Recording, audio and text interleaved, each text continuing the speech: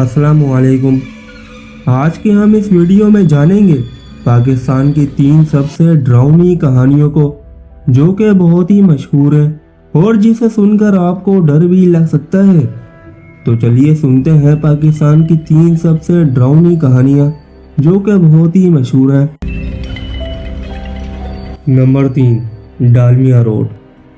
ऐसा कहा जाता है कि इस रास्ते से गुजरने वाले लोगों को रात के वक्त अक्सर एक औरत दिखाई देती है जिसने दुल्हन का लिबास पहना होता है, और जिन लोगों का इस औरत के साथ पाला पड़ा है उनके मुताबिक ये औरत रास्ते के बीचों बीच खड़ी रहती है और आने जाने वाले लोगों से मदद मांगती है, और जो भी उसकी मदद करने रुक जाता है तो शुरुआत में उस औरत का चेहरा बहुत ही खूबसूरत लगता है, लेकिन फिर अचानक से ही उसकी शक्ल किसी बदसूरत और बेजान लाश की तरह दिखाई देने लगती है। और सिर्फ इतना ही नहीं बल्कि कई लोगों ने उसके मुंह से कई कीड़ों को बाहर रेंगते हुए देखा है, और इसीलिए आज भी कई लोग इस रास्ते से गुजरने से खौफ खाते हैं।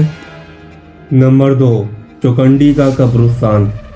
कराची में मौजूद इस कब्रिस्तान में रात के वक्त जाने से कई लोग घबराते हैं, और ऐसा माना जाता है कि अंधेरा होते ही यहाँ पर आत्माओं का राज चलता है, और रात के वक्त इस कब्रिस्तान के पास से गुजरने वाले लोगों को कई खौफनाक आवाज़ें और कई साए दिखाई देते हैं। चौकंडी का ये कब्रिस्तान 600 साल से भी पुराना है और हज़ारों लोगों की कब्रें यहाँ पर अभी भी मौजूद हैं। सिर्फ इतना ही नहीं बल्कि कई लोग ऐसा भी मानते हैं कि रात के वक्त यहाँ पर काला जादू करने वाले लोग यहाँ पर आते हैं और शैतान को खुश करने के लिए जानवरों की बलि चढ़ाते हैं। ऐसा भी कहा जाता है कि रात के वक्त अगर आप कब्रिस्तान के बाहर से कोई पत्थर अंदर की तरफ फेंकते हैं तो एक जोर से चिल्लाने वाली आत्मा आपको दिखाई दे सकती है। नंबर 1, कोहे चिल्तान की पहाड़ियाँ। कोहे चिल्तान को पाकिस्तान की सबसे खौफनाक जगह माना जाता है, लेकिन इस जगह के खौफनाक होने के पीछे एक कहानी है। कहानी के मुताबिक एक शादीशुदा जोड़ा था जिसे बच्चों की ख्वाहिश थी, पर बहुत साल गुजर जाने के बावजूद उन्हें कोई बच्चा नहीं हुआ, और आखिरकार वो एक बाबा को मिलकर अपना मसला बताते हैं, और वो बाबा कहता है कि ये कुदरत का निज़ाम है और वो उनकी कोई मदद नहीं कर सकता।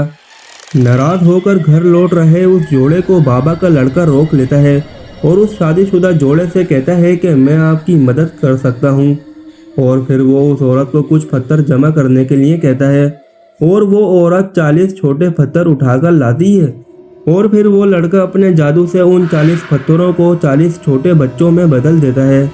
उन छोटे बच्चों को देखकर दोनों मियाँ बीवी बहुत खुश होते हैं और बच्चों को लेकर घर आ जाते हैं, लेकिन घर पहुंचकर उन्हें इस बात का एहसास होता है कि वो तो बहुत ही गरीब हैं और इन 40 बच्चों को वो नहीं पाल सकते।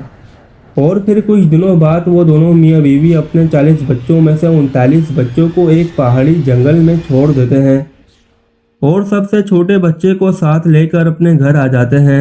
और कुछ साल ऐसे ही गुजर जाते हैं।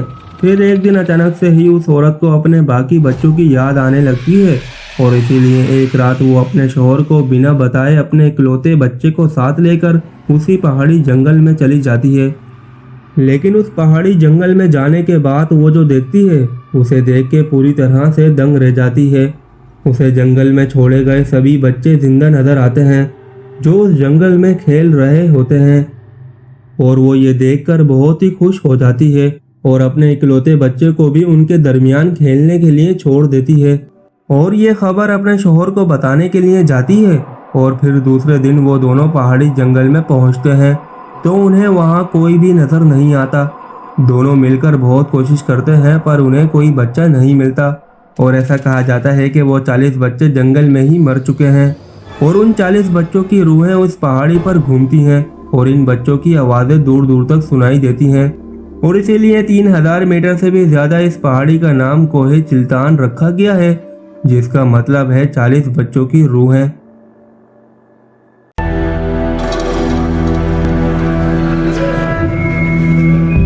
आपको ये वीडियो कैसी लगी कमेंट करके ज़रूर बताइएगा। अगर वीडियो पसंद आई हो तो इसको लाइक करें और दोस्तों के साथ शेयर करें और मेरे इस चैनल को सब्सक्राइब करें। अब मैं मिलूंगा आपसे नेक्स्ट वीडियो में, जब तक के लिए अल्लाह हाफिज़।